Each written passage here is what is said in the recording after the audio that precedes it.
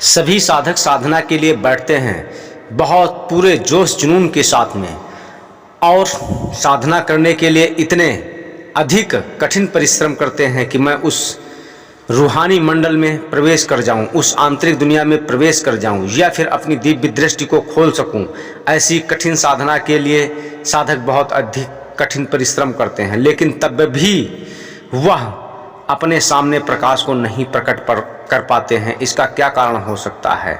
इसके कई कारण हो सकते हैं कि वह बहुत अधिक साधना करते हैं लेकिन उनके सामने कोई भी प्रकाश प्रकट नहीं हो पाता। वह आंतरिक दुनिया देखने के लिए तो बहुत इच्छुक होते हैं लेकिन इससे बहुत ही दूर ही रह जाते हैं। इसका क्या कारण होता है? सबसे पहले तो यह जान लेते हैं कि मनुष्य शरीर के बारे में। मनुष्य शरीर बहुत ही दुर्लभ देह है। इस मानव शरीर में बैठ करके ही परमात्मा का ध्यान किया जा सकता है और इसी शरीर से कर्म धर्म किए जा सकते हैं। यह शरीर कर्म क्षेत्र में बहुत कुछ कर सकता है। इसी से मनुष्य पुण्य और पाप कर सकता है।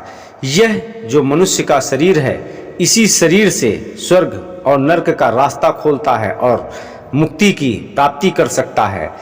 यह परमात्मा का मंदिर है जिसमें बैठ करके वह बहुत ही साधनाएं, सभी साधनाएं की जा सकती हैं, चाहे तांत्रिक साधनाएं हों या फिर आध्यात्मिक साधनाएं हों या फिर ब्रह्म ज्ञान प्राप्त करना हो। कोई भी साधना इस मानव शरीर से ही की जा सकती है, तभी तो इसको दुर्लभ कहा गया हुआ है और ग्रंथों में भी इसके बारे में लिखा हुआ है कि बहुत ही यह दुर्लभ शरीर है जिसको पाने की सभी आकांक्षा रखते हैं। जो इसका महत्व जान लेगा वह अपना जीवन सार्थक कर सकता है और लोक परलोक को भी सार्थक कर सकता है, अन्यथा सब कुछ भ्रष्ट है। आंतरिक दुनिया में प्रवेश करने के लिए, अपनी दिव्य दृष्टि को खोलने के लिए बहुत ही सरल सूत्र हैं। इसमें कोई भी बहुत अधिक कठिनाई नहीं होती है। जो साधक सद्कार्य करता है और अच्छी भावनाएं रखता है, अच्छे विचार रखता है, अच्छे कार्यों को करता है और सदैव उपकार करता है, जीवों पर दया करता है, किसी को पीड़ित और प्रताड़ित नहीं करता है, सदैव हर समय उस परमपिता परमात्मा का चिंतन करता रहता है, उसका नाम का जाप करता रहता है और जैसे ही समय मिलता है ध्यान साधना में बैठ जाता है। ध्यान साधना में बैठने के लिए जो नियम बताए गए हुए हैं उन नियमों पर अगर चलता है, 7 नियम वह अगर पालन करता है तो दिव्य दृष्टि खोलने में बहुत अधिक समय नहीं लगता है, तत्क्षण खुलना प्रारंभ हो जाती है। यह पॉइंट मेडिटेशन एक ऐसा मेडिटेशन है जो बहुत ही प्रभावी है। इस तरीके से पॉइंट पर ध्यान दे करके साधना करनी चाहिए जिससे आंतरिक दुनिया में 4 से 5 दिन में प्रवेश करना प्रारंभ कर देता है, बहुत ही इजी तरीके से। अगर आपको विश्वास नहीं तो आप करके देखिए। मैं कहता हूँ कि शीघ्र से शीघ्र आंतरिक दुनिया में प्रवेश कर जाएंगे। जो नियम बताए गए हुए हैं, मात्र उन नियमों का पालन करने से जो भी साधक इन नियमों का पालन करता है वह महान बन जाता है, वह साधु बन जाता है, वह संत बन जाता है। यह ऐसे नियम ही हैं कि वह सज्जनता को प्राप्त करके महानता को प्राप्त करवा देता है और इस संसार में बहुत ही उच्चम कोटि का संत बन जाता है। जो इंसान गृहस्थ आश्रम में रहते हुए यह सब साधनाएं करता है और मन को कंट्रोल कर लेता है, उस परम सत्ता में लीन हो जाता है। उससे बढ़कर के कोई इंसान नहीं, गृहस्थ आश्रम से बढ़कर के कोई भी आश्रम नहीं है। इस गृहस्थ आश्रम में रह करके सभी नियमों का जो पालन करके उस परम सत्ता में लीन रहता है, इससे बढ़कर के कोई भी साधना नहीं हो सकती है। क्योंकि गृहस्थ आश्रम में सभी दायित्वों को पूरा करते हुए जो साधना करता है उसको सब प्रकार से माफ़ी मिल जाती है, और जो चोला रंग करके साधु का रूप धारण करके घूमता है उसको किसी भी प्रकार की कोई भी परमात्मा छूट नहीं देता है। क्योंकि साधु का मतलब होता है साधना में साधना, साधना ही साधु है।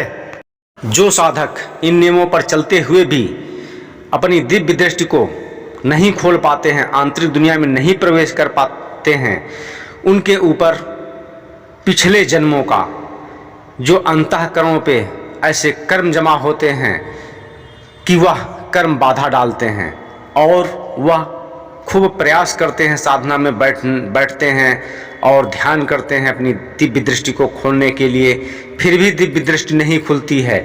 इसका कारण आप जान लीजिए और निवारण के साथ में अगर इसको करते हैं तो शीघ्र इसमें भी बहुत अधिक सफलता प्राप्त होने वाली है और सफलता प्राप्त भी करेंगे।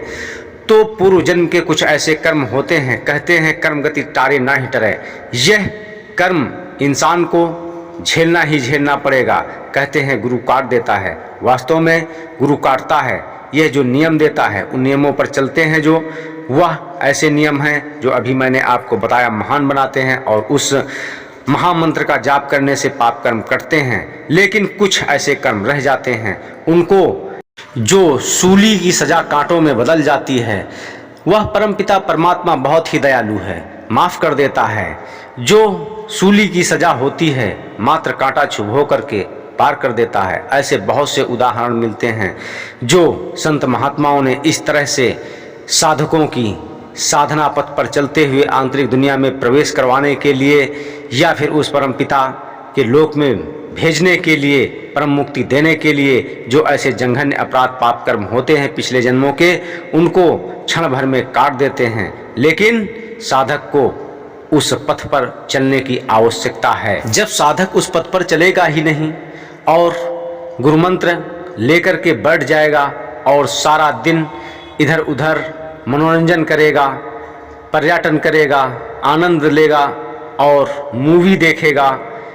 बहुत ऐसे संसाधन हैं, क्योंकि आज का जो युग चल रहा है यह कलयुग है। कलयुग में सिर्फ नाम का ही आधार है। इस नाम को जाप करते हुए जो सिद्ध संतों ने बताया हुआ है, उस नाम का निरंतर चलते फिरते, उठते बैठते, खाते पीते सोते, यानी कि एक एक श्वास पर उस नाम को लेना है, श्वास को खाली नहीं जाने देना है। कहते हैं श्वास श्वास पर नाम ले, वृथा श्वास ना खोए, ना जाने किस श्वास में आवन होए न होए। यह जो श्वास है 3 लोक का मोल है, यानी कि एक श्वास अगर खाली अगर जा रही है तो यह श्वासा 3 लोक का मोल व्यर्थ जा रहा है। यह अपनी श्वासाएं जो हैं व्यर्थ साधक को नहीं खोने देना चाहिए। तो इधर उधर मूवी देखेंगे और मनोरंजन करेंगे, शाम को या रात्रि में साधना के लिए बैठेंगे, कहेंगे कि मैं साधना के लिए बैठा हुआ हूँ और मैं दिव्य दृष्टि को खोलूँगा, तो दिव्य दृष्टि कभी भी नहीं खुल सकती है, क्योंकि जो सारा दिन किया हुआ है वही तो सामने जब ध्यान में बैठेंगे वही घूमेगा और वही नज़र आएगा, वही बातें नज़र आएंगी, वही ख्याल आएगा। क्योंकि यह मन ऐसा चतुर और चालाक है, घोड़े की गति से यह दौड़ता है, इसको काबू कर पाना बहुत ही कठिन है। श्री कृष्ण ने अर्जुन से कहा था, मन को काबू करो, मन को बस में करो और ध्यान में उस परम सत्ता को, उस परम चेतन को निहारो। तो अर्जुन ने भगवान श्री कृष्ण को जवाब दिया था कि हे पार्थ, हमसे मन को नियंत्रित करने के लिए मत कहो।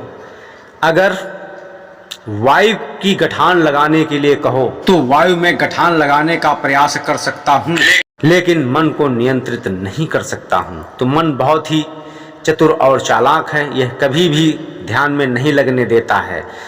और जब सारा दिन इधर उधर मनोरंजन करते घूमेंगे और ध्यान के लिए बैठेंगे तो ध्यान कभी भी नहीं बनने देगा। मैं मन के ऊपर बहुत कुछ आगे बोलने वाला हूँ और मन को कैसे कंट्रोल करना है, क्षण भर में मन को कंट्रोल करके, क्षण भर में इस समाधि को लगा करके तत्क्षण दिव्य दृष्टि को खोल सकते हैं। लेकिन यह खेल नहीं। कहते हैं भक्ति करना तलवार की धार पर चलने के बराबर होता है। इस मन को कंट्रोल करना बहुत ही कठिन है, लेकिन चलते फिरते, उठते बैठते, खाते पीते सोते उस परम सत्ता का वह परम पावन महामंत्र जो गुरु के द्वारा साधक को प्राप्त होता है, यदि साधक उस मंत्र को निरंतर जाप करते रहता है और उस मालिक का सदैव अपने मस्तिष्क में चिंतन रखता है, तो उसको कुछ भी कठिन नहीं होता है। वह क्षण भर में उस परम सत्ता में लीन हो जाता है। ज़्यादा से ज़्यादा 5-6 सेकंड में इस शरीर को खाली कर देता है और इस शरीर से निकल करके ब्रह्मांडों की सैर करना शुरू कर देता है। उस आंतरिक दुनिया के नज़ारे देख करके आत्मा बहुत ही आनंदित और प्रफुल्लित हो जाती है, जो यहाँ पर कोई भी ऐसे नज़ारे नहीं दिखाई पड़ते हैं। उन नियमों पर चलकर जो मैंने नियम बताए हैं, और उस परम पिता परमात्मा का हर क्षण श्वास श्वास पे नाम लीजिए। कोई भी श्वासा खाली नहीं जाना चाहिए। कहते हैं श्वास श्वास पर नाम ले, वृथा श्वास मत खोए। संतों के सम्राट कबीरदास, संत शिरोमणि, जो बहुत ही सर्वोच्च पराकाष्ठा, बहुत ही महान संत हैं, उन्होंने कहा है, कबीर कहता जात हूँ कहाँ बजाओ ढोल, श्वासा खाली जात है तीन लोक का मोल, श्वास श्वास पर नाम ले वृथा श्वास ना खोए, ना जाने कि श्वास में आवन होए न होए। यदि एक एक श्वास का मूल्य समझेंगे और इस दुनिया में नहीं भटकेंगे, उस परम सत्ता को नहीं भूलेंगे, तो मैं कहता हूँ कि बहुत शीघ्र ही अपनी दिव्य दृष्टि खोल लेंगे। कुछ लोगों का मानना है कि यह जीवन मिला हुआ है, मौज मस्ती करो, मौज की सजा तो भोगनी ही पड़ती है। यह शरीर जो मिला हुआ है, उस परम पिता से फरियाद करने के लिए, अपने गुनाहों की माफ़ी के लिए, प्रार्थना करने के लिए नित्य प्रति शीघ्र ही सुबह उठ करके उस परम पिता परमात्मा से अपने कर्मों की सजा की माफ़ी प्रार्थना मांगो। वह जीवात्मा शीघ्र ही जीव जाग करके बहुत ही तीव्र से उस रूहानी मंडल में प्रवेश करना प्रारंभ कर देगी, और प्रतिदिन इस शरीर से अपनी आत्मा को निकाल करके रूहानी मंडलों में आएंगे और जाएंगे। यह खेल अगर सीख गए तो परम पिता परमात्मा को प्राप्त कर लेंगे।